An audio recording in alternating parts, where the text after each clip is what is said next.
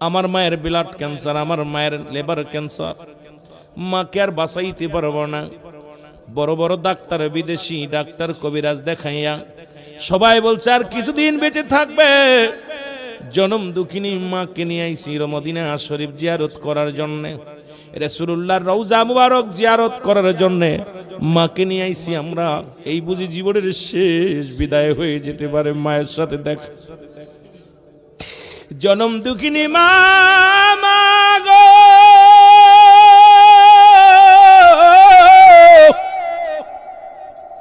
এই মাকে তুই মা বিদায় হবে, মায়ের মুখের দিকে তাকাইয়া আমরা চোখের পানি ধরে রাখতে পারি না, মায়ের জন্য কান্দি। মদিনার খাতিরে যদি আমার আল্লাহ দয়া করত। কান্দে বলে, ওই জাকের ভাই বলে আপনাদের বাড়ি যেহেতু গাজীপুর, আপনাদেরকে একটা অনুরোধ করব, বাংলাদেশে চলে যান, গাজীপুরে চলে যান। ওই গাজীপুরে বিশ্বজলির মুরিদ একজন আছে, তার নাম হলো ইখলাস মিয়া। জোরে জোরে চিল্লায় বলা যাবেন আল্লাহু আকবার। ইখলাস ভাই এখনো দুনিয়ার মধ্যে জিন্দা আছে, এখনো গাজীপুরের মুসলমান মহানগরের সভাপতি।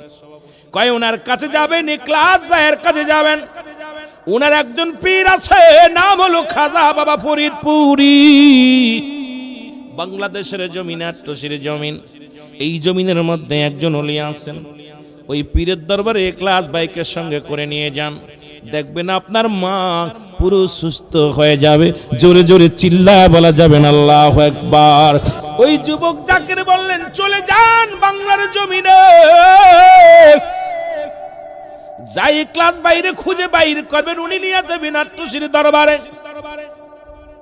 এবার মা, সন্তান, বাবা সবাই মিলে টিকিট কাটলেন বাংলাদেশে। বাংলাদেশের ভিসা লাগাইয়া চলে আসলেন বাংলার জমিনে, গাজীপুরে আসলেন। গাজীপুরে এসে ইখলাস ভাইকে খুঁজে পায় না, খোঁজার শুরু করলেন। মহল্লায় মহল্লায় খবর লাগায়, আট্টশি দরবারে একজন মুরিদ আছে, নাম তার ইখলাস। ওই ইখলাসকে কেউ পারো সন্ধান দিতে পারবা কি না? অনেক কষ্ট করে সন্ধান মিলল, সন্ধান পায়া গেলেন। ইখলাস ভাইয়ের কাছে যায়, ছেলেটা যায় বলে ভাইজান, আমি অনেক বড় কষ্ট করে আপনার সন্ধান পেয়েছি। আমার মাকে নিয়ে গিয়েছিলাম মদিনায়,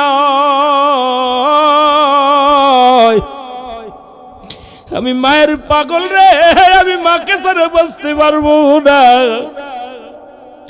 ডাক্তার বলেছে তোমার মা আর বেশি দিন বাঁচবে না। আমার মা ছাড়া আমি কি নিয়ে বাঁচবো? সারা পৃথিবী আমার একদিকে, আমার মা একদিকে। আমি মাকে এত ভালোবাসি, মাকে ছাড়া আমি ঘুমাইতে পারি না, মাকে ছাড়া আমি কিছু ভাবতে পারি না। এই জনম দুঃখিনী মা, মা গো,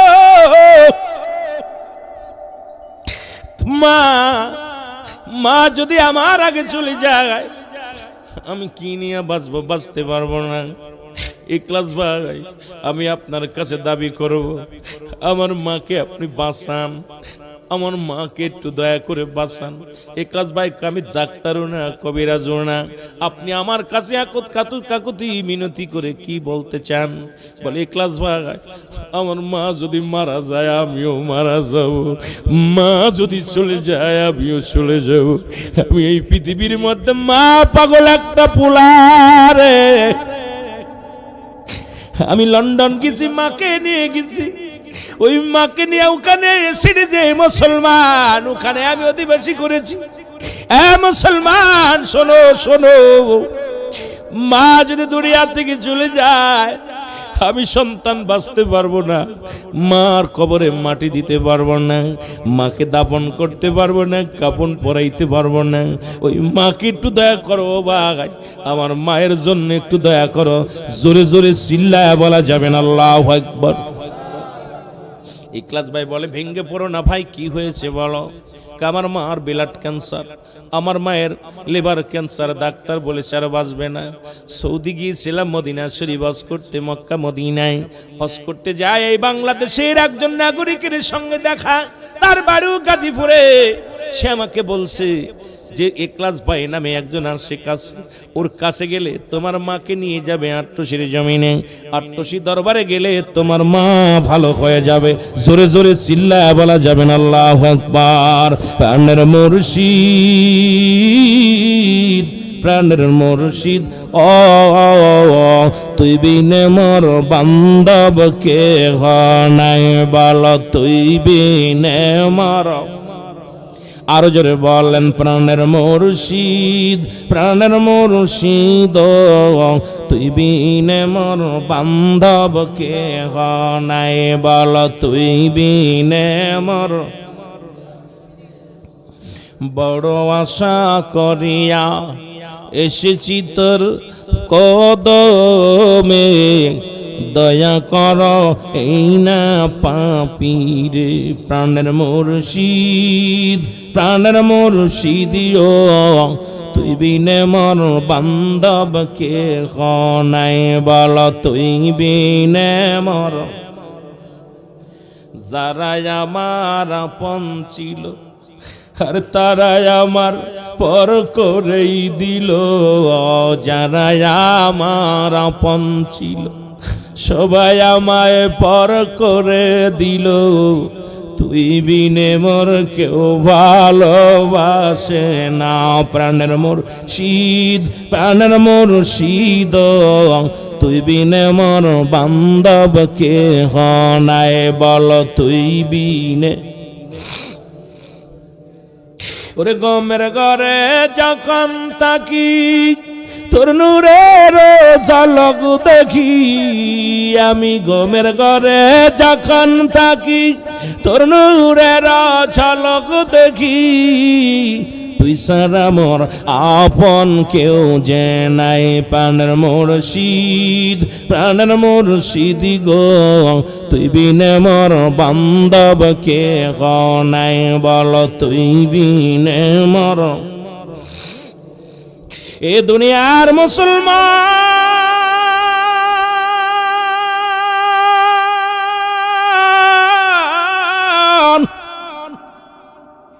এখলাস ভাই বলে, ভাই ভেঙ্গে পড়ো না, চলো তোমার মারে আগামী জুম্মার দিনে আমি দরবারে নিয়ে যাব। দরবার শরীফে শুক্রবারে নিয়ে হাজির হলেন। মাকে একটা প্রাইভেটের মধ্যে নিয়ে যাওয়া হলো, কেবলাজানের সামনে নিয়ে হাজির করা হলো। কেবলাজান হুজুর বললেন, বাবা এখলাস মরা মানুষ কেন আনছেন, এই মরাডারে কেন আনছেন? বলে, বাবা আমি বড় আশা করি আপনার কদমের মধ্যে আছে। এই রোগী মদিনা শরীফ হজ করতে যাইয়া তোমার এক নালায়েক মুরিদের সঙ্গে সাক্ষাৎ হয়েছে দয়াল।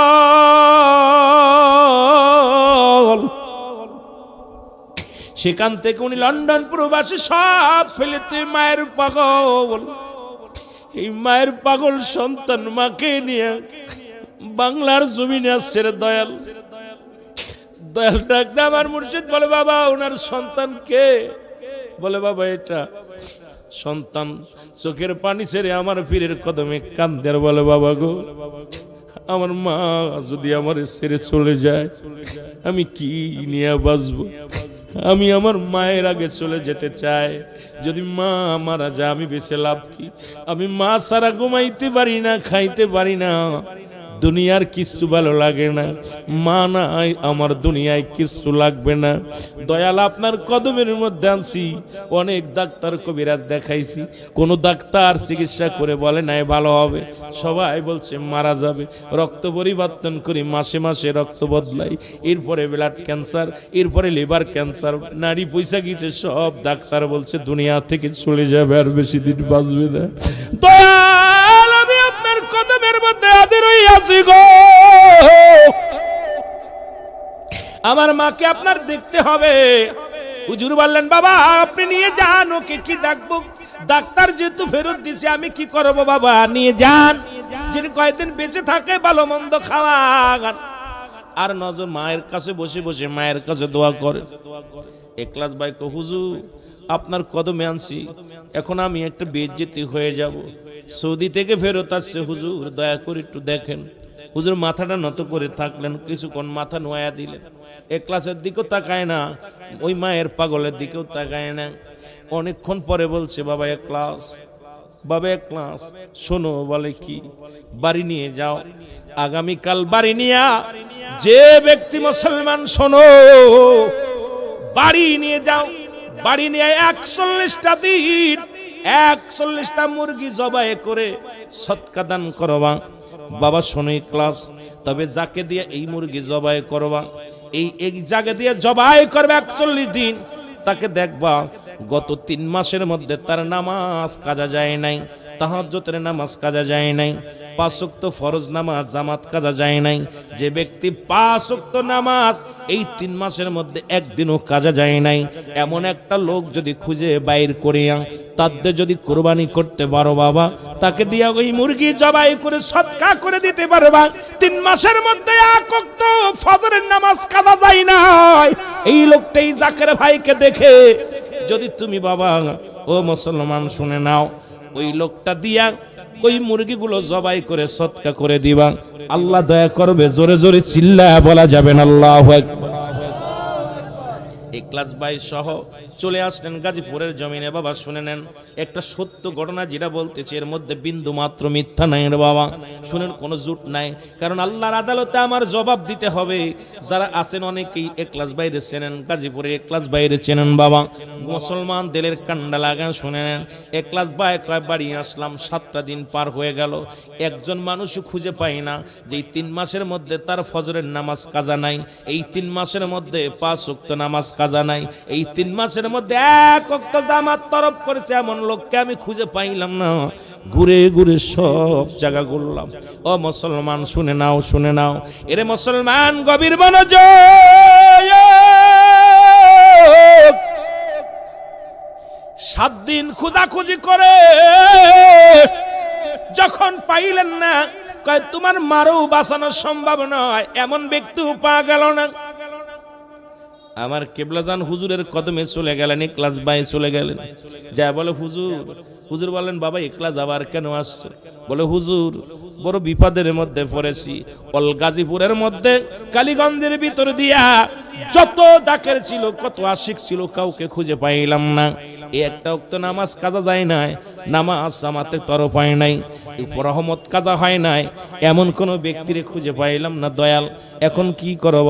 হুজুর বললেন, বাবা মিষ্টি হাসি দিয়া বললেন, বাবা ওই যান যান, অমক ওই না সুগার মিলি কাজ করে অমক ব্যক্তি, ওই ব্যক্তির কাছে যান বাবা, ওর তো 1 ওয়াক্ত নামাজ কাজা নাই, ওর কাছে জানেই সদকায় জারিয়া করে দিবে। জোরে জোরে চিল্লায়া বলা যাবে না মারহাবা? আর একটু জোরে জোরে চিল্লায়া বলা যাবে না আল্লাহু আকবার? হুজুর বলেন, বাবা পান নাই? কই না। দূর মিয়া, ওই যে আপনাদের ওই মিলি, কাঠফারা মিলি চাকরি করে, অমক সত্তার নামে একজন ব্যক্তি আছে, ওকে নিয়ে যান, ওর কাছে যান, ওর কাছে যান। বাড়ি চলে আসলেন, আয়েশা খুঁজতে খুঁজতে যে উনার সন্ধান পাইলেন, যে দোকানদারের পাশে একটা দোকান আছে, মুদির দোকান, দোকানদারে বলেন, ভাই অমুক ভাইয়ের বাড়ি কোনটা? আরে ভাই একটু আগে তো আপনার কথা বললো সেই লোকটা, বলে জি ইখলাস ভাই আসতে পারে, আমার বাড়ি পৌঁছায় দিবা। সুবহানাল্লাহ বলেন না? আর একটু জোরে বলেন না? এরপরে উনার কাছে গেলেন, যা পরে ইখলাস ভাই বল সব খুলে বললেন যে ভাই এই অবস্থা। আমরা তো কই ভাই, আমি যেদিন থেকে তরিকা নিছি আজ থেকে আজ পর্যন্ত আমার রহমত কাজা হয় নাই, যেদিন থেকে তরিকা নিছি 1 ওয়াক্ত নামাজ কাজা যায় নাই, যেদিন থেকে তরিকা নিছি আমার জামাত কাজা যায় নাই। আমি গরিব মানুষ, এই মিলে কাজ করি, এই মিলে ঝাড়ুর কাজ করি, ময়লা পরিষ্কার করি, গরিব মানুষ, কিন্তু নামাজ কাজা দিই নাই। আল্লাহু আকবার বলেন না? পীরের খাসলাতে খাসলাত ধরতে হবে। এখন যদি আপনাদেরকে আমি বলি যে আপনারা কয়জন মানুষ নামাজ পড়ছেন? মাশাআল্লাহ, বরুড়ার জমিনে জাকের আছে, আমি 80 বছরের জাকের, 60 বছরের জাকের, জিগাইলে ও 60 দিন রহমত পালন করে না। যেটা বলেন ঠিক কিনা? রাত 3টার সময় দরবার শরীফে ওঠো ওঠো জাকের গান খুলে দেখো দুনায়ন, বলো ওঠো ওঠো জাকের ভাইবোন খুলে দেখো, রহমতের সময় যাই গো বয়ে, রহমতের সময় জায়গা বয়ে খুলে দেখো দুনায়ন ঠয়ঠ জাকের ভাই বোন খুলে দেখো। এ বাবা, আল্লাহর ওলির দপ্তরে আমল করতে করতে আউলিয়ার দপ্তরে যাওয়া যায়, কিন্তু আমরা দেউলিয়া হয়ে গেছি। কই আট্টসি ভালো না, আর নিজেরাই তো আমল করি না। জোরে বলেন ঠিক কি না? শেষ রাত্রে উঠে, কারণ দুইটা দরবারের জায়গা, একটা হলো রাহমাতুল লিল আলামিন মদিনা দরবার শরীফ। যারা হজ করতে গেছেন, রাত যখন 3টা বেজে যায়, রাত যখন 12টা বেজে যায়, দরজা বন্ধ করে দেয়া হয়। মদিনার দরজা বন্ধ করে দেয়া হয়, রাসূলুল্লাহর রওজার মোবারকের দরজা। আবার রাত যখন 3টা 1 মিনিট বাজে, সঙ্গে সঙ্গে রাসূলুল্লাহর রওজা খুলে দেয়া হয়। আর পৃথিবীর মধ্যে বাংলার জমিনে একটা দরবার, সেটা হলো বিশ্ব জাকের মঞ্জিলের দরবার, যেটা রাত যখন 12টা বেজে যায় সমস্ত প্রোগ্রাম বন্ধ হয়ে যায়। রাত যখন মুসলমান 3টা বেজে যায়, সঙ্গে সঙ্গে কোরআনুল কারীম থেকে তেলাওয়াত করা হয়, নবীর উপরে দাঁড়ায়া সালাম দেয়া হয়, মুরাকাবা মুশাহাদা করে কিছু সময় জিকির আজকার করা হয়। পৃথিবীর দরবারে 2টা দরবার, একটা দরবার হলো আট্টসি দরবার, যেখানে আজ পর্যন্ত রহমত কাজা হয় নাই, যেখানে কোরআন তেলাওয়াত বন্ধ হয় নাই। ওই দিন শেষ রাত্রে 3টা থেকে উঠে ওই ব্যক্তি দুনিয়ার মোকাবেক্ষে বলে আল্লাহর প্রেমে পড়ে যায়। আর সেই জাকেররা বিপদগামী হবে আমার মানতে পারি না, বিশ্বাস করি না। আমি আপনাদেরকে অনুরোধ করে যাব, পীরের খাসলাত ধরে যদি আমল করতে পারবেন, আপনি আউলিয়ার দপ্তরে নাম লেখাইতে পারবেন। জোরে বলেন ঠিক কি না? আর একটু জোরে বলেন আল্লাহু আকবার।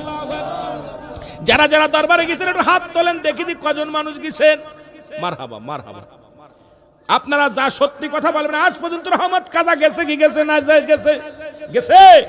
কিন্তু আপনি কেন কাজা দেন? তার মানে আপনি গেছেন পিকনিক করতে। আর পিকনিক করতে যাওয়ার কারণে মানুষ বলে আপনি আট্টসির মুরিদ, নামাজ পড়েন না। বাবা, এটা লজ্জাজনক ব্যাপার, এটা দুঃখজনক ব্যাপার। কারণ পীর, আপনার পীর বলছে বাবা পীরের খাসলাতে খাসলাত ধরবেন। আপনার পীর খায় নাই, আপনার পীর তো কোনোদিন গাজায় টান দেয় নাই, আপনার পীর তো কোনোদিন দাড়ির মধ্যে খুল লাগাই নাই। আপনি কেন দাড়ি সাজবেন? আপনি কেন বিড়ি খাইবেন? আপনি কেন গাজা খাইবেন? আপনি কেন মিথ্যা কথা বলবেন? আপনি কেন চগলখুরি করবেন? আসলে দুনিয়া হাসিলের জন্য গেছেন। যদি আখিরাত হাসিল করার জন্য যাইতেন, পীরের খাসলাতে যদি খাসলাত করতে পারতেন, এই দুনিয়ার মধ্যে কামেলে মুকাম্মেলের দপ্তরে আপনি নাম লেখাইতে পারতেন। জোরে বলেন ঠিক কি না? কিবলা হুজুর বলতেন বাবা পীরের রঙে রঙ্গিত হন, পীরের খাসলাতে খাসলাত ধরেন। এখন আপনার পীর তো কোনোদিন একটা পানও খায় নাই, কথা কয় না কেন? এখন আমরা পীরের বক্তা, আমরা তো পান জর্দা বিড়ি সবই চলে। আপনাকে আর কি বলবো? শুধু দুনিয়া কামানোর জন্য পাগল হয়ে গেছি। ও মুসলমান, শুনে নাও, যে কথাগুলো বলতেছি দিলের কান্ডা লাগা শোনো। হয়তো অনেক জাকের ভাইয়ের কষ্ট লাগবে, কষ্ট লাগলে আমার কিছু করার নাই, কারণ আমার আপনাকে মরা লাগবে। কারণ আমার পীরের খাস পীরের জন্য আপনার কারণে আমার পীরের বদনাম হোক, আমার পীরের দুর্নাম হোক, আমার পীরের উপর আঘাত লাগুক, এটা আমার পীরও ক্ষমা করবে না। জোরে জোরে চিল্লায় বলেন ঠিক কিনা? ও প্রাণের মুর্শিদ তুমি আমার হইল গো কান্ডারি, বলো তুমি আমার, আরো জোরে বলেন, তুমি আমার হয় গো কান্ডারি। বলে ও প্রাণের মুর্শিদ তুমি আমার, আমি তোমার নামের ওসিলা করে ঝড় তুফানে না ভয় করি, তুমি আমার হইল গো কান্ডারি। বলো তুমি আমার, আমার নাই সাধন ভজন রে মুর্শিদ, নাই সাধন ভজন। কি ধন আছে, কি ধন দিয়া বাবা পাব তোমার মন, আমার নাই সাধন ভজন রে মুর্শিদ, নাই সাধন ভজন।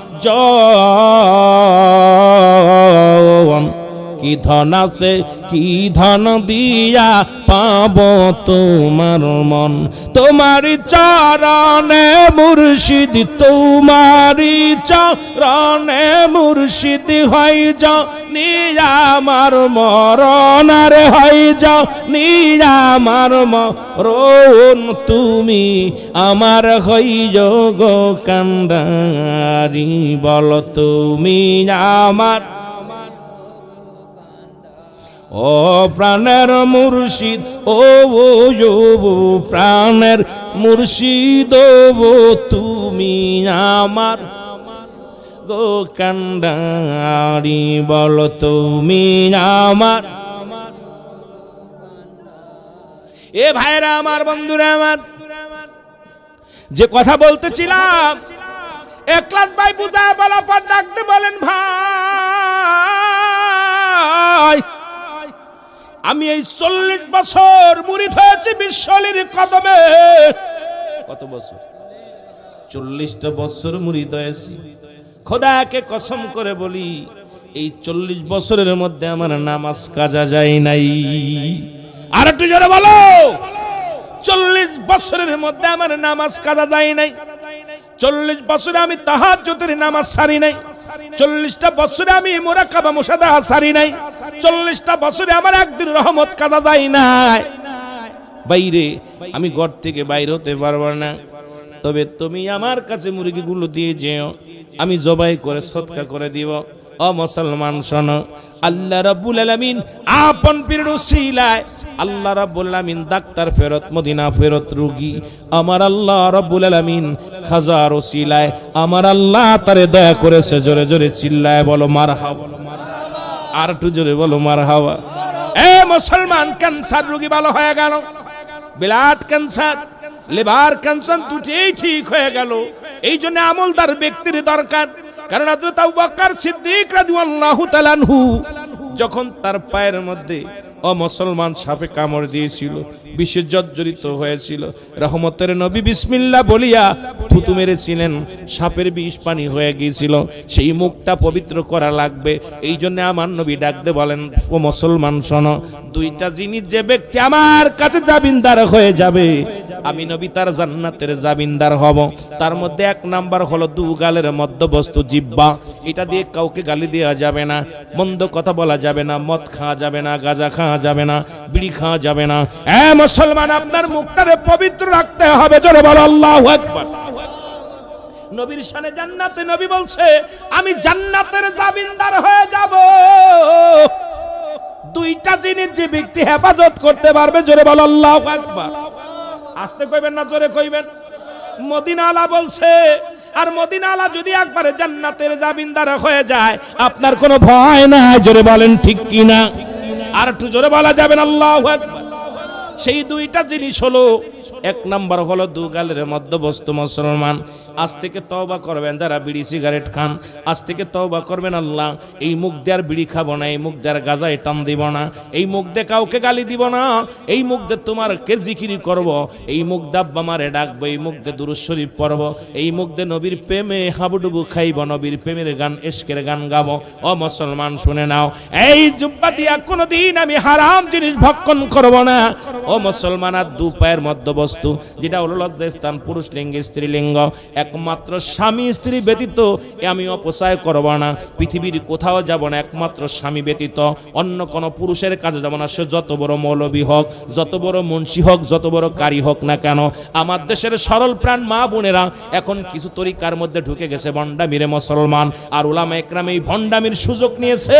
শুনে নাও, শুনে নাও, এরা বলে মারেফাত। মারেফাত যদি জানতা, এটা মরার পথ মারেফাত নয়। এই মারেফাত বলতে এটা বুঝায় এই বরুণার জমিনে বইয়া মদিনা জিয়ারত করা, এই বরুণার জমিনে বইয়া রাসূলুল্লাহকে দেখা, এই বরুণার জমিনে বইয়া মদিনার অলিগলিতে ঘোরা, এটা যদি হয় এটার নাম হলো মারেফাত। কিন্তু আমার দেশের কিছু আলেম ওলামা, কিছু মুসলমান সাধুবাদ মৌলবীরা, কিছু সাধারণ পাবলিক মারেফাত বলতে বোঝায় গোপন, যেটা স্বামী স্ত্রী হয় সেটা বুঝাইয়া পুরো ধ্বংস করে দিচ্ছে জাতিটাকে। রে মুসলমান শুনে নাও, রাসূল বলছে একমাত্র স্ত্রী ব্যতীত, স্বামী ব্যতীত কোথাও অন্য জায়গা অপচয় করবে না। ও মুসলমান শোনো, স্বামী স্ত্রী ব্যতীত আর কোথাও তার লজ্জাস্থান দেখাবে না, আর স্ত্রী স্বামী ব্যতীত অন্য কারোর লজ্জাস্থান দেখবে না। আল্লাহ রাব্বুল আলামিনের রাসূল আমার রাহমাতুল লিল আলামিন ওয়াদা করছে, এই দুইটা লোকের জন্য, এই লোকটার জন্য আমি নবী জামিনদার হয়ে গেলাম জান্নাতের। জোরে জোরে চিল্লায় বলা যাবে না সুবহানাল্লাহ? ওয়াজ বোঝেন? কথা কন না কেন? আজকে আমাদের দেশে কোনে কি ঢুইকা গেছে কিছু ভণ্ড, পুরো তারক ঢুকার কারণে আজ কুরা মনে করে তরিকা করলেই বুঝি ভণ্ডামি। এই তরিকা শব্দের অর্থ রাস্তা। এই রাস্তার মধ্যে কোনো ভণ্ডামি নাই, এই রাস্তার মধ্যে কোনো বাতিল নয়, এই রাস্তার মধ্যে কোনো ধোঁকাবাজি নয়, এই রাস্তার মধ্যে কোনো জুট নাই। এই রাস্তাই হলো ইহদিনাস সিরাতাল মুস্তাকিম, সরল সঠিক পথ, মদিনার পথ, আল্লাহকে পার পথ। এই পথের মধ্যে ভণ্ডামি নাই। ভণ্ড কোনোদিন অলি নয়, অলি কোনোদিন ভণ্ড নয়। যারা বলেন ঠিক কিনা? কামেল মুকাম্মেলের দরবারে সম্পূর্ণ ব্যতিক্রম। কিন্তু আমার দেশের অসংখ্য ভণ্ড পীর, ভণ্ড মুরিদ, যাদের কারণে আজকে আমার দেশে হক্কানি ওলি আল্লাহ দ্বারা কলুষিত হচ্ছে। পর্দা নাই, গাজা বিড়ি মদ তিনি বেড়ায়। ওর মুরিদের খাসলাতে এরকম, কিলিনে 7 দিন যায় শেফ হয় বয়া বয়া, কারণ ওর ভিতর চরিত্রই পরিবর্তন হয় নাই। যদি তোমার পীরের কাছে যে চরিত্র পরিবর্তন না হয়, দরকার নাই। আমার কথা ভালো লাগলে ভালো, না লাগলে আরো ভালো, লাগলে ভালো, না লাগলে আরো ভালো। তার তরিকাতের নষ্ট করবেন, ওই রাস্তাটার কলুষিত করবেন, আপনাকে অধিকার দেওয়া হয় নাই। রাসূলুল্লাহ সত্য তরিকা, এই তরিকার মধ্যে ঢুকবেন, আপনি মন গড়া চলবেন, ভণ্ডামি করবেন। ভণ্ডদের সঙ্গে কোনো তরিকাতের কোনো সম্পর্ক নাই। ভণ্ড তো ভণ্ডই, আর ভণ্ডদের বিরোধিতা আমরাও করি, আপনারাও করবেন। জোরে বলেন ঠিক কিনা? এগুলো প্রতিহত করতে হবে। এগুলো না বুঝা ভালো জায়গাও ভাঙতেছে আমার ভাইরা। কিন্তু আমরা ভণ্ডদের সাফাই গাই না, ভণ্ডদের বিরোধিতা করি। হারাম হারামি, পায়খানা তো পায়খানায়, এটা শুকনা হোক আর কাঁচা হোক। জোরে বলেন ঠিক কিনা? এটা আমাদের বোঝার দরকার। এই জন্য তরিকাতের ঘিরান পাইতে হলে আমল করতে হবে। আপনি গেলেন আর আইলেন, পিকনিক করলেন, ওইটা করে লাভ নাই। তরিকাতের কাজ করবেন না, দরকার নাই। আমার পীর সোজা কথা বলে দিছে, একবার সোজা কথা, বাবা যারা বেনামাজি তারা আমার মুরিদ না। পৃথিবীতে কোন পীর এইরকম বলছে আমার বিশ্বাস হয় না। কোন পীর এইরকম বলছে? আটশির উজরে আপনারা যারা দরবারে গেছেন সত্য করে বলেন, আমার কেবলাদের বলছে কি বলে নাই? বলছে বাবা যারা বেনামাজি তারা আমার মুরিদ। যেটা বলেন বলছে না? তাহলে আপনি নামাজ ছেড়ে দিয়েছেন, মুরিদ আছেন? কাফের এবং মুসলমানদের মধ্যে পার্থক্য হলো নামাজ। নামাজ পড়েন না কিসের পীর মুরিদি? নামাজ পড়েন না কিসের হাজি? নামাজ পড়েন না কিসের মুসলমান? নামাজের সাথে যাদের সম্পর্ক নাই, তাদের তরিকাতের সাথে কোনো সম্পর্ক থাকতে পারে না। নামাজের যাদের সম্পর্ক নাই, সে ব্যক্তি মুসলমানের সাথে কোনো সম্পর্ক থাকতে পারে না। নামাজের সাথে যাদের সম্পর্ক নাই, ওলি আল্লাহর সাথে সম্পর্ক থাকতে পারে না। নামাজের সাথে যাদের সম্পর্ক নাই, এই ব্যক্তি কোনো মুমিন মুত্তাকিন বলে দাবি করতে পারে না। জোরে বলেন ঠিক কিনা? আরো জোরে বলেন। কেবলা জান হুজুর একটা কথা আমার মনে পড়ে গেল। কেবলা জান হুজুর একদিন কথায় কথায় বলতেছে, বাবা কিছু ভণ্ডর আগমন ঘটবে, তারা নামাজ পড়বে না, পানির উপর দিয়ে হাঁটবে। নামাজ পড়বে না, তারা আগুনের উপর দিয়ে হাঁটবে, বাবা তারা ডুববে না। ভণ্ডদের কিছু কেরামতি আছে বাবা, সাবধান, সেই জামানা আসতেছে বাবা, মানুষকে ধোঁকা দিয়ে ঈমান হারায় ফেলবে। এটা আমার পীর বলতো, বাবা এমন একটা সময় আসবে ওই ভণ্ড কি করবে, কিছু কেরামতি দেখাবে, মানুষকে দেখাবে যে দেখো আগুনের পর হাত রাখছি পড়ে নাই, কিন্তু খোঁজ নিয়ে দেখবেন নামাজ পড়ে নাই। বাবা বেনামাজি তো ওই ভণ্ডরা কিছু কেরামতি দেখায় মানুষকে পাগল করবে। খবরদার বাবা, সাবধান। ইমান বিক্রি মান, সকালবেলা ইমান থাকবে, বিকেলে থাকবে না, বিকেলে ইমান থাকবে, রাত্রে থাকবে না। বাবা সাবধান, মুসিবতের জামান আসতেছে, বিপদের জামান আসতেছে। কেবলাজান যে কত রকম বুঝাইছে, এই কথাগুলো নসিহাতে লেখা আছে। এখন ক্যাসেটের আকৃতি আমার কেবলাজান বলে গেছেন। তারপরে যদি আপনারা সংশোধন না হন, এর জন্য দায়ী হুজুরে করতে পারবেন না। হুজুর বলছে বাবা যখন মামলায় পড়বেন ভালো উকিল ধরবেন, যখন রোগে পড়বেন ভালো ডাক্তার দেখাবেন, আমার দায়ী করবেন না।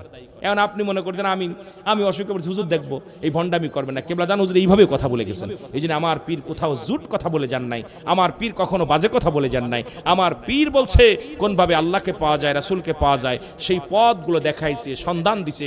এরপরে যদি আপনাদের কপাল মন্দ, ভাগ্য গুণে কামেল পীরের সন্নিহিত পাওয়া যায়, কপাল গুণে ভাগ্য গুণে। জোরে বলেন ঠিক কিনা? আরো জোরে বলেন ঠিক কিনা? একটু মহব্বতের সঙ্গে দুরূদ শরীফ পড়েন, আল্লাহুম্মা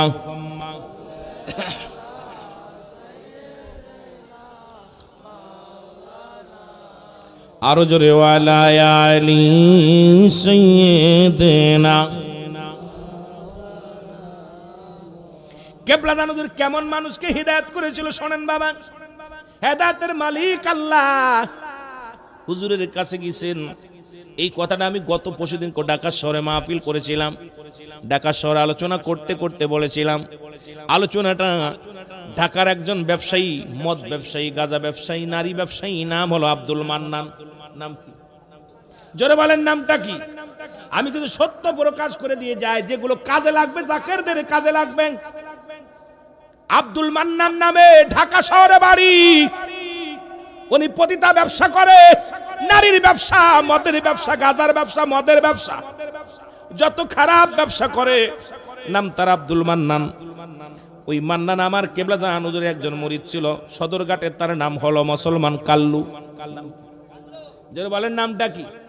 আমি গত পরশুদিন কেউ ঢাকায় আলোচনা করেছিল, আমার এমন 50,000 লোক ছিল মাহফিলে। যারা লাইভ দেখেছেন সবাই দেখেছেন, আলোচনাটা করেছি। এ মুসলমান শোনো, আমি গুনাহগার, কিবলা জানের বেশি ওলি আল্লাহদের জীবনী রিসার্চ করি, এটাই বলার জন্য চেষ্টা করি। কারণ বাংলাদেশটা ওলি আল্লাহদের দেশ, সবাই এটা নিয়ে রিসার্চ করে, ওটা নিয়ে রিসার্চ করে। আমার রিসার্চই হলো আল্লাহর ওলিদেরকে নিয়ে। কারণ যখন এই জন্য পীরের দরবার পায়, জিয়ারত করি, সেখান থেকে সাজরা ব্যবহার করি, সেই বইটা ব্যবহার করি, জীবনীগুলো নিই, এটার মধ্যে গবেষণার মধ্যে ঢুকে যায়। ওনার কি দায়িত্ব দিয়েছিল আর কিসের জন্য আল্লাহ পাঠাইছে, এটা নিয়েই সবসময় গবেষণা করি। আমার বাবার শরিয়াত তরিকা থাকি, কত মারেফাত নিয়ে আমি গবেষণার মধ্যে থাকি। তবে এই ক্ষুদ্র জ্ঞান দিয়া যেটুকু ধরতে পারি, আমার জ্ঞান এই জ্ঞান দ্বারা এত প্রসারিত নয়, এত জ্ঞানের অধিকারী নয়।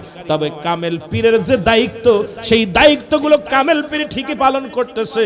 আমরা তার সম্মানের উপর আঘাত করতেছি। জোরে জোরে চিল্লায় বলেন ঠিক কিনা? এই কাল্লু দোকানদার মাঝে মাঝে মান্নান ভাই যায় কালুর দোকানে যে বসে আড্ডা মারতো, কালু ভাইয়ের দোকানে আড্ডা মারতো। একদিন কালু ভাই বলতেছে, মান্নান ভাই জীবনে তো কিছু বাদ দিলেন না, চলেন যাই একটু আট্টসি যায়। সুবহানাল্লাহ বলেন না? আর একটু জোরে বলেন না? চলেন যাই একটু আট্টসি যায়।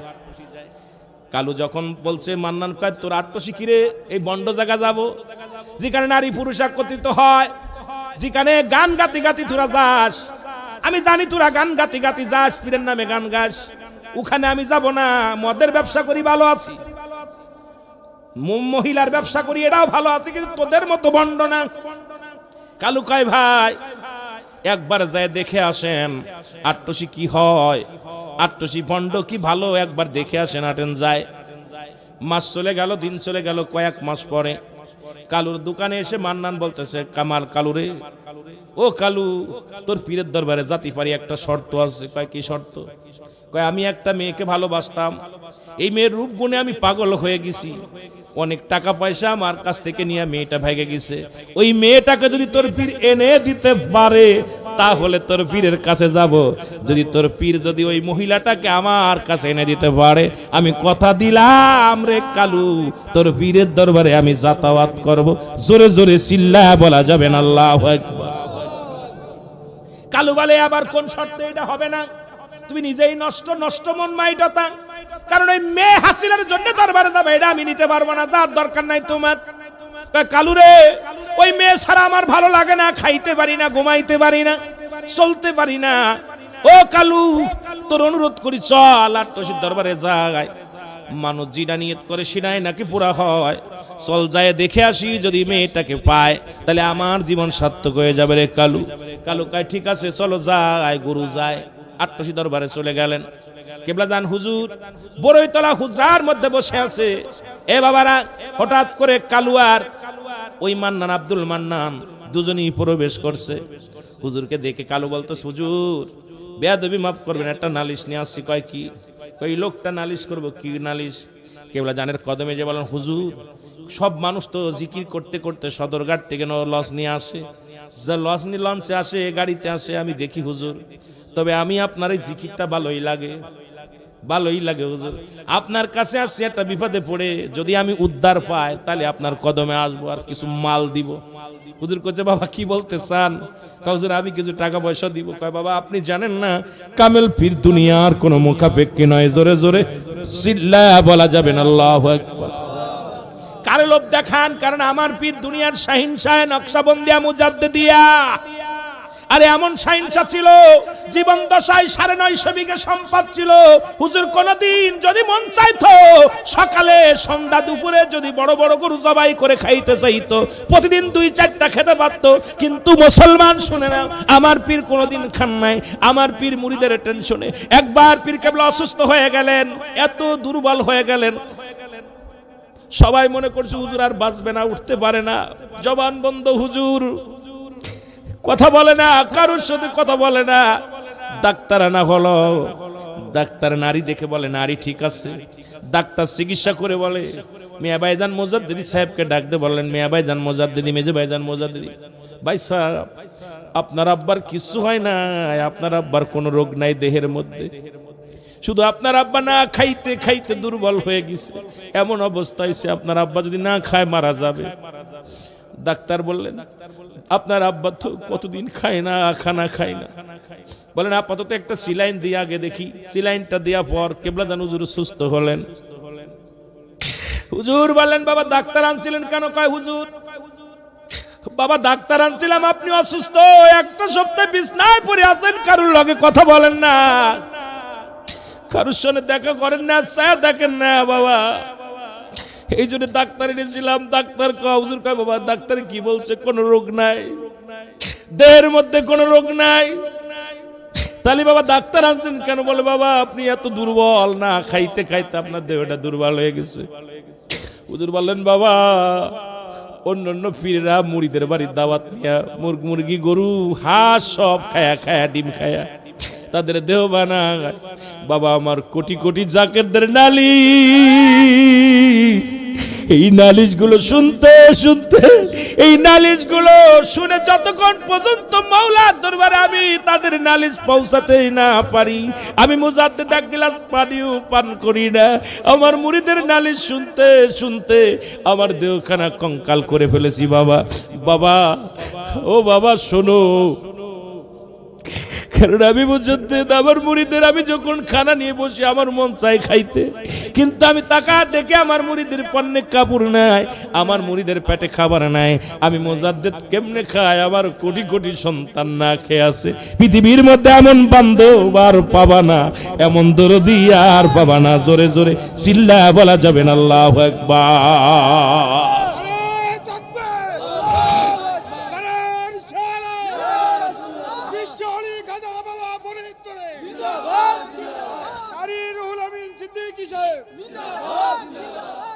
আমার ভাইয়েরা, আমার বন্ধুরা, আমার অল্প সময়ের মধ্যে কথাগুলো বলে যায়, যে কথা আমি বলতেছিলাম। এবার মান্নান বলেন হুজুর আমি একটা মেয়েকে ভালোবাসি, তার রূপ জীবনে পাগল হয়ে গেছি, যদি তার এনে দেন আমি আপনার বাড়িতে আসা যাওয়া করব, আমি ভালো হয়ে যাব। হুজুর বললেন ঠিক আছে বাবা কিছু লাগবে না, তবে ভালো যদি হয়ে যান। হুজুর মাথাটা নত করে অনেকক্ষণ ধ্যান ধরে থাকলেন। এবার মাথা উঁচু করে বলেন বাবা মান্নান, যে মেয়ের প্রেমে আপনি পাগল, ওই মেয়েটা তো চরিত্রহীনা, একটা জিনাকারী মেয়ে। বাবা ওই মেয়ের জন্য আপনি এত পাগল কেন? মেয়েটা তো লুবি মেয়ে, এরপর অনেক পুরুষের সঙ্গে সে মেলামেশা করেছে। বাবা এই মেয়ের জন্য আপনি পাগল কেন? ছেড়ে দেন বাবা, ওই মেয়েটার দরকার নাই। বলে হুজুর ওই মেয়েটাই আমার দরকার, কারণ কয়েক লক্ষ টাকা মেরে চলে গেছে, আমার মেয়েটার দরকার। হুজুর বললেন বাবা ওই মেয়েটা আপনার জীবনটা শেষ করে দিবে, বাবা ওই মেয়েটাকে ভুলে যান। মান্নান হুজুর বলতে পারবো না, আপনার এনে দিতেই হবে। হুজুর কি করলেন? এই শাহাদত আঙ্গুল মুবারক মান্নান ভাইয়ের চোখের সামনে দিয়ে একটা টান মারলেন, সঙ্গে সঙ্গে মান্নান কয় আমার বুকের ভিতরে কেন যেন কাঁপন শুরু হয়ে গেল। আমি সঙ্গে সঙ্গে মেয়ের স্মৃতি ভুলে গেলাম, বললাম হুজুর আমার লাগবে না, এই বলে আমি বাড়ি চলে আসলাম। বাড়ি আসার পর আমি আর বাড়ি টিকতে পারি না, যখনই তাকাই হুজুরের চেহারা মুবারক দেখি। আমি যখন ব্যবসার মধ্যে যাই হুজুরে দেখি, ঘুমাইতে গেলে হুজুরে দেখি, যেখানে যায় সেখানে হুজুর বেঁচে আছে। আব্দুল মান্নান কয় দুনিয়ায় কত মানুষ দেখলাম, জীবনে এত নূরের মানুষ আমার নজরে পড়ে নাই। আমি ঘুমাইতে পারি না, খাইতে পারি না, যাইতে পারি না, চলতে পারি না, যখনই দেখি তাকায় তাকায় তখনই তারে দেখতে পাই। আব্দুল মান্নান ভাই উনি কি করলেন মুসলমান? শুনে নেন। মান্নান ভাই বললেন, মান্নান ভাই বলতেছে এবার কালুরে চল আর তোষির দরবারে যাই। আট্টসি মানা কালু কয় তুমি তো নিজেই আট্টসির নাম শুনতে পারতা না, আট্টসির নাম শুনলেই তোমার মাথা খারাপ হয়ে যেত, এখন তুমি কেন যেতে চাও? কয় কালু রে তোর ভাড়া আমি দিয়ে দিব, খরচ দিব, চল। কালুরে নিয়ে আট্টসির দরবারে গেলেন, যা হুজুরের সামনে হাজির হয়ে গেলেন। হুজুর বললেন বাবা আপনি আইছেন আবার কেন, মেয়েটা পাইছেন নি? বাবা আমার মেয়ের দরকার নাই বাবা, আমি কিচ্ছু চাই না, আমি আপনার কাছে বায়াত হতে চাই। জোরে বলেন আল্লাহু আকবার। আপনার কাছে আমি তরিকা নিতে চাই। হুজুর বললেন বাবা তরিকা নিবেন, ঠিক আছে বাবা নেন, তবে আমার একটা মান্নান বলে আমার একটা শর্ত আছে, যদি আমার শর্তটা আপনি মানেন তাহলে আমি মুরিদ হব, আর যদি আমার শর্ত না মানেন তাহলে আমি মুরিদ হব না। হুজুর বলেন বাবা আপনার কি শর্ত বলেন? হুজুর শর্তটা হলো আমি কিন্তু সব ছেড়ে দিছি, মাগিবাজি ছেড়ে দিছি, শয়তানি ছেড়ে দিছি, বজ্জাতি ছেড়ে দিছি, গাঁজা মদ সব ছেড়ে দিছি, একটা জিনিস আমি ছাড়তে পারি না, সেটা হলো মদ পান নিজে করা, কারণ বিক্রি করা ছেড়ে দিছি, আমার সকাল সন্ধ্যা কয়েক বোতল মদ লাগে, আপনার কাছে বায়াত গ্রহণ হতে পারি, বিনিময় শর্ত থাকবে আমি মদ পান করব, আমার মদ পান করা ঠেকাইতে পারবেন না, যদি এই শর্তে রাজি হন তাহলে আমি আপনার কাছে বায়াত গ্রহণ করতে পারি, করতে চাই। জোরে জোরে চিল্লায়া বলা যাবে না আল্লাহু আকবার। হুজুর বললেন বাবা আপনার কথা আমি রাজি। সুবহানাল্লাহ কইতেন আয় হায় বাবা আপনি মদ পান করেন কোনো দোষ নাই, আপনি যত পারেন খাবেন, আপনি যেহেতু মুরিদ হতে চেয়েছেন বাবা আমি আপনার কথায় রাজি হয়ে গেলাম। সুবহানাল্লাহ কইতেন রে। বলে বাবা আমারও একটা শর্ত আছে। হুজুর আপনার আবার কি শর্ত? শুনেননি বাবা আপনি মদ পান করবেন, আপনাকে বাধা দিব না, তবে আমার সাথে কথা দেওয়া লাগবে আপনি পীরের সামনে মদ পান করবেন না। কথা বোঝেননি বাবা? আপনি মদ পান করবেন বাধা দিব না, কিন্তু আপনার পীরের সামনে আপনি মদ পান করবেন না। সুবহানাল্লাহ কইতেন। বলে হুজুর আমি কথা দিলাম জীবনেও আপনার সাথে আপনার সামনে মদ খাবো না, এমনকি আপনার এই দরবারে এসেও মদ খাবো না, কথা দিলাম আপনি আমারে বায়াত করায় দেন। হুজুর বায়াত করায় দিলেন। বাড়ি চলে আসেন, মদের নিশা লাগছে বেচারার আব্দুল মান্নান সাহেবের। বাড়ি এসে ও মুসলমান সদরঘাটে আসি মদের বোতল কিনে নিয়ে কয় মরিসি আগে তাড়াতাড়ি খাইতে হবে, এখন তার হুজুর নাই। ঢুকছে ঘরের ভিতরে, দুইটা মদের বোতল ভাঙ্গা যখন গ্লাসের মধ্যে মদ ডালবে, এমন সময় গ্লাসের মধ্যে তাকায় দেখে জামানার মহাকামেল খাজা বাবা হাজির হয়ে গেছে। জোরে জোরে চিল্লায়া বলা যাবে না সুবহানাল্লাহ। আরে ডাক দেখায় আরে হুজুরে কোন খেলা, কারণ মদের বোতলের মধ্যে হুজুর, গ্লাসের মধ্যে হুজুর। আল্লাহু আকবার কইতেন। আরো জোরে আরো জোরে। এবার ডাক দে বলেন, এবার জানলা দরজা বন্ধ করে দিয়ে কয় মদের এত নিশা লাগছে, জানলা দরজা বন্ধ করে দিয়া মদের বোতল খুলে যখন গ্লাসের মধ্যে ঢুকরা ডালছে, গ্লাসের মধ্যে জামানার মহাকামেল খাজা বাবা সুইদাল্লামা বিশ্বলি হাজির হয়ে গেছে। জোরে জোরে চিল্লায় বলা যাবে না সুবহানাল্লাহ। মদের বোতলটা হাতে নিয়ে একটা আছাড় মেরে ভেঙ্গে কয় দয়াল তুমি যে আমার এইভাবে ফাঁকি দিবা বুঝতে পারি নাই, তুমি যা তো চালাক আমি বুঝতে পারি নাই, আমি মনে করেছিলাম তুমি আট্টসি থাকো না। রে দয়াল না, তুমি যে ঢাকার শহরে ঘোরাঘুরি করো আমার বাড়িতে আসছো, এক তরি কয় কালু রে তাড়াতাড়ি চল আট্টসির দরবারে। কালু বাইরে নিয়ে যায়, দয়ালের কদমে গেলেন, যা বলে হুজুর আমি কথা দিলাম আমি জীবনে কোনোদিন একটা বিড়িও গালে দিব না, মাত্র দূরের কথা একটা বিড়ি তামাক আমি গালে দিব না, কারণ দয়াল আমার ভুল হয়ে গেছে। দয়াল রে তুমি সবখানে, তুমি মুরিদের বিপদে মুরিদের বিপদে আপদে সব সময় দয়াল তুমি পাশে থাকো, আমার আর বুঝতে বাকি নাই। দয়াল রে আমি জীবনে আর কোনোদিন মদ পান করব না। জোরে বলেন সুবহানাল্লাহ। হুজুর বলতেছে বাবা কি হয়েছে বলেন না, কি হয়েছে আপনার, এত পাগলামি করছেন কেন? হুজুর আমি বাড়ি গেলাম, আপনি কইছেন আপনার সামনে মদ খাবো না, বাড়ি যায় মদ যখন খুলছি খুইলা দেখি আপনি, এরপরে জানলা দরজা বন্ধ কইরা মদ ঢালছি, এর মধ্যে দেখি আপনি। দয়াল কিবলা জান হুজুর বললেন বাবা আমার মুরিদ বিশ্বের যে প্রান্তে থাকুক না কেন আমি মুজাদ্দিদ ওই মুরিদের খবর না নিয়ে ঘুমাই না। সুবহানাল্লাহ বলেন। আরো জোরে আরো জোরে। অনেকেই বলতে পারেন ভণ্ড প্রতারক, কারণ জামানার মহাকামেল বলছে বাবা সমুদ্রের মধ্যে যদি একটা খসব যদি কয়েকটা পল্টি মারে ঘুল্লি মারে ওটাও আল্লাহ আমারে দেখায়। জোরে বলেন ঠিক কিনা? ভাগ্যগুণী এমন কামেল পেয়েছিলাম তাদের এই দরবারে মুরিদ হতে লাগলে কপাল লাগে, এই দরবারে মুরিদ হতে লাগলে কপাল লাগে। এই দরবারে টিকে থাকতে লাগলে কপাল লাগে। এই দরবারের সাথে গাদ্দাবি করে যারা, ওই ফিরাউনের বংশধর যারা, এই দরবারের সাথে গাদ্দাবি করে কারা? ফিরাউনের নমরুদের যারা বংশধর যারা। দরবারে মুরিদ হতে লাগলে ভাগ্য লাগে, কপাল লাগে। জোরে বলেন ঠিক কিনা? আরো জোরে বলেন ঠিক কিনা? অনেকেই দরবার সঙ্গে বিদ্রোহী ঘোষণা করছে, অনেকেই দরবারকে তুচ্ছ তাসাল্লি করে, অনেকেই দরবারকে কত রকম কত কথা বলছে। আমার পীর কেবলা জান কোনোদিন কাউকে গালি দেন নাই, আমার পীর কেবলা জান কোনোদিন কাউকে অভিশাপ দেন নাই, আমার পীর কেবলা জান কোনোদিন কারোর বিরোধিতা করে নাই। একটা কথা আমার মনে পড়ে গেল, যেহেতু আমার চাচা জান হাফেজ আব্দুল হাই সাহেব আছেন, হুজুর অনেক আদর করতো তাদেরকে। ওনার আরেকজন ভাই ছিল, তাদেরকে আদর করতো, কিন্তু আদরের মধ্যেও কিছু বাদর তো হয়ে যায়। যদি বলেন ঠিক কিনা? এরকমের কিছু আছে। কেবলা জান হুজুর তখন এই যে আমাদের আল্লামা মুফতি আল্লামা দেলোয়ার হোসেন সাইদি সাহেব, উনি আসলেন আপনার সদরপুরে ওয়াজ করতে, সদরপুরে ওয়াজ করতে আসলেন। তা সদরপুরে ওয়াজ, এর আগে তো দেলোয়ার হোসেন সাইদি ওয়াজের ভিতরে আট্টশির হুজুরের গরু যায়, গরুর পীর মির অনেক কিছু বলছে। আলহামদুলিল্লাহ বলতেছি বাবা। তো এইরকম তো অনেক কবি কথা বলতো, তাও আট্টশি আসছে। তা এখন আট্টশি সব আলেমরা দৌড়ে আইসে, আইসে কয় হুজুর দেলোয়ার হোসেন সাইদি আইসে ওয়াজ করতে, এখন আমরা কি বন্ধ করে দেবো? হুজুর কয় খবরদার, খবরদার। তো হুজুর বললেন বাবা, হুজুর বলেন বাবা শোনেন। বলছে হুজুর আপনার বিরুদ্ধে ওয়াজ করতেছে দেলোয়ার হোসেন সাইদি। হুজুর বলেন বাবা একটা কথা বলবো? বলেন। বাবা আপনারা যখন ওয়াজ করেন কতগুলো মানুষ হয় আপনাদের সামনে? কয় হুজুর 200, 300, 500 হয়। কয় বাবা দেলোয়ার হোসেন সাইদি যখন ওয়াজ করে কত মানুষ হয়? কয় 1000, 10,000, 20,000, 50,000 লোক হয়ে যায়। সুবহানাল্লাহ বলেন না? হুজুর মিসকে একটা হাসি দিয়ে বললেন বাবা আমার তো সাইদি বেশি তরিকা প্রচার করতেছে। সুবহানাল্লাহ বলেন না? কেমন পীর ছিল শোনেন। কেবলা জান হুজুর মিসকে একটা হাসি দিয়ে বললেন বাবা উলামা ইকরাম শোনেন, কারণ আমার সাইদি তো আপনাদের চাইতে বেশি তরিকার কাজ করতেছে। কারণ আপনাদের মাহফিলে হয় 200-300 লোক, সাইদির মাহফিলে হয় লক্ষাধিক লোক, সুতরাং সেই তো তরিকাতের কাজ করতেছে। সুবহানাল্লাহ বলেন না? এরপরে কেবলা জান হুজুর 2টা পাখা পাঠাইলেন, তালের পাখা পাখায় দিলেন যে সাইদি, তখন কারেন্ট এরকম নাই, চলে যায়। হুজুর পাখা পাঠাইলেন। সাইদি সাহেব জিগেলে এত বড় পাখা কই থেকে? আট্টশিতে পাঠাইছে। উনি ওদিন থেকে আজ জীবনে কোনোদিন আট্টশির বিরোধিতা করে কথা বলেন নাই। সুবহানাল্লাহ বলেন না? আরো জোরে বলেন, আরো জোরে। উনি জীবন আর কোনোদিন কথা বলেন নাই। সুতরাং আমার পীর কেবলা জানকে কতজন কত কথা বলছে, আমার পীর কারো প্রতিবাদ করেন নাই। হুজুর বলছে বাবা ওরা বোঝে না, ওরা বোঝে না। একটা কথা আপনাদেরকে বলতো বেশিরভাগ, যে বাবা হাতি যখন রাস্তা দিয়ে চলে তখন বানরে কত ভিলকি মারে, বানরের ভিলকিতে হাতির চলা বন্ধ হয় না।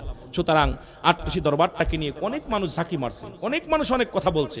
আমার পীর কেবলা জান কোনোদিন 23 খণ্ড নসিহত লিখে গেছেন, কারোর বিরুদ্ধে একটা কথা বলছে, কারোর বিরুদ্ধে লেখছে, একটা প্রমাণ দেখাতে পারবেন। আমার পীর বলতেন বাবা ওরা যেদিন বুঝবে সেদিন আসবে, বাবা ওরা বুঝে নাই তাই বলছে, বাবা খবরদার। রাসূলুল্লাহর গুণে আদর্শিত ছিল।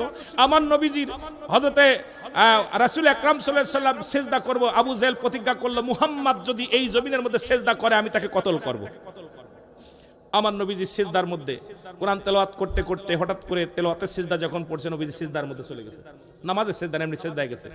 খোলা তরবারি নিয়ে হযরতে রাসূল আকরাম সাল্লাল্লাহু আলাইহি ওয়াসাল্লামের দিকে আবু জেহেল তেড়ে আসছে। সঙ্গে সঙ্গে আবু জেহেল দেখতে দাঁড়ায় পড়ছে, আর কাটতে পারে নাই। তখন আবু জেহেলের অনুসারীরা বলতেছে, হে আবু জেহেল তুমি মুহাম্মদকে হত্যা করার প্রতিজ্ঞা করেছিলে, করলে না কেন? কয় আমি যখন মুহাম্মাদের দিকে তরবারি নিয়ে গেছিলাম তখন আমি দেখলাম একটা আগুনের গুল্লা আসতেছে। আল্লাহু আকবার বলেন। এই জন্য আমি ভয়ে আর ওদিকে আগাতে পারিনি। আবার একদিন আবু জেহেল প্রতিজ্ঞা করলো যদি রাসূল পাক সাল্লাল্লাহু আলাইহি ওয়াসাল্লাম সিজদা করে মদিনার বুকে তাকে হত্যা করব আমি নিজ হাতে। রাসূল সাল্লাল্লাহু আলাইহি ওয়াসাল্লাম সিজদার মধ্যে চলে গেছে। এমন সময় আবু জেহেল খোলা তরবারি নিয়ে চলে গেছে রাসূল হত্যা করার জন্য। হঠাৎ করে আবু জেহেল দাঁড়ায় গেছে, তরবারি ফেলে দিয়েছে হাত থেকে, কাঁপতে থরথর করে কাঁপতেছে, থরথর করে কাঁপতেছে। আবু জেহেল বলল সবাই, এ আবু জেহেল তুমি আমাদের নেতা, আবুল হাকাম তুমি আমাদের নেতা, তুমি তরবারি ফেলে দিলে হবে, তরবারি ফেলে দিলে হবে। আমার ভাইরা তখন আবুল হাকাম বলতেছে ভাই আমি দেখলাম দুইটা উট গা মাথা এমন ভাবে আসতেছে আমার দিকে তেড়ে আসতেছে, আমার মন বলতেছে উট আমাকে মেরে ফেলবে, এই জন্য আমি তরবারি ফেলে ভয়েতে। তখন আমার নবীকে জিজ্ঞাসা করা হলো, এ মুহাম্মদ আপনি আবু জেহেলের 2টা বিষয় আপনি একটু বলেন। নবীজি বললেন ওদিন আগুনের গোল্লা যেদিন ছুঁড়ে ছিল দেখছিলা, ওটা হলো ও আবু জেহেল দেখছে ওটা আল্লাহ রাব্বুল আলামিন ফেরেশতা দিয়ে করাইছেন। আর যে এই যে আসছিল যেদিন দুইটা উট আসছিল, উট দুটাও ফেরেশতা দিয়া আল্লাহ রাব্বুল আলামিন তার হাবিবকে রক্ষা করছে। জোরে বলেন সুবহানাল্লাহ। তো কেবলাজান হুজুরের বিরোধিতা কত আলেম করেছে, কত উলামা ইকরাম করেছে। আমার পীর মাশায়েখরা বাংলাদেশে যত ওয়াজে আসতো আত্মশীর বিরোধিতা করতো। আল্লাহর কসম করে বলি, আমার পীর কোনোদিন কাউকে গালি দেন নাই, কাউকে অভিশাপ দেন নাই, কাউকে বরদোয়া করেন নাই, কারোর অভিযোগ কারোর বিরুদ্ধে করেন নাই। হুজুর বলতেন, আল্লাহ তাদেরকে হেদায়েত দান করো, আল্লাহ তাদেরকে হেদায়েত দান করো, তাদেরকে তুমি দ্বীনের পথে ফিরিয়ে দাও, আল্লাহ তাদেরকে তুমি বুঝ দাও, আল্লাহ তাদের দ্বীনের বুঝ দাও। এটাই ছিল হুজুরের আদর্শ, এটাই ছিল আমার কেবলাজান হুজুরের আদর্শ। আজও পর্যন্ত বিশ্বাস করবেন না, অনেক টুকিটাকি কাজ নিয়ে যখন মেজে ভাইজানের কাছে, মিয়া ভাইজানের কাছে আমরা বলি, কথা বলি, মেজে ভাইজান একই কথা বলে, দেখো তোমার পীরে কতজন কাফের উপাধি দিয়েছে, তোমার পীর কি প্রতিবাদ করেছে? কথা বলে যে আমার পীরে, আমার আব্বাজানরে কতজন কাফের উপাধি দিছে, কতজন ভণ্ড বলছে, আমার পীর তো কোনোদিন বলে নাই কিছু বাবা। তা আপনারা কেন প্রতিবাদ করেন? ওদের ব্যবসায়ী তো ওরা দুর্নাম করবে, আট্টশির বিরুদ্ধে দুর্নাম না করলে ওদের ব্যবসা রুজি ভালো হয় না। যখন এই রুজি বন্ধ হয়ে যাবে, আট্টশির বিরোধিতা করা বন্ধ হয়ে যাবে, রুজি কমে যাবে। এইটাকে আপনারা চান? এটা আপনারা চায়েন না। এটা হলো হুজুরের কথা, ভাইজানদের কথা। সুতরাং আমি আপনাদের কাছে অনুরোধ করব, আমাদের প্রধান অতিথি আসছেন, এরপর আমাদের ছোট ভাই তানবীর হাফেজ তানবীর আহমেদ সাহেব, উনি একটু কথা বলবে। যেন আমাদের রত্ন, আমাদের ছোট ভাই, ও সুন্দর শান বলে, নাদ বলে, ওর দেখছেন অনেক আলোচনা, আলোচক, সুন্দর একজন আলোচক। আমি চাই এই বরুড়ার জমিনে একটা উজ্জ্বল নক্ষত্র হয়ে উঠুক। কারণ বাংলাদেশের বড় বড় বক্তাই হলো চাঁদপুরি। দেখবেন চাঁদপুর নাম বড় বড় আলেমগুলো বাংলাদেশের, এই যে বড় বড় নাসিরুল্লাহ চাঁদপুরি সাহেব, এই অনেক চাঁদপুরি আছে, খালি বক্তাই এই এলাকার মধ্যে, কুমিল্লার এলাকার মধ্যে আলেম বেশি। আমিও চাই ছোট ভাই হাফেজ তানবীর আহমেদ সাহেব, উনি একজন বড় আলেম হোক, ওর বাবা আলেম, ও একটা বড় আলেম হোক। আল্লাহ তার হায়াতের মধ্যে বরকত দান করুক। আমি আমার অসমাপ্ত আলোচনা ইতি করলাম।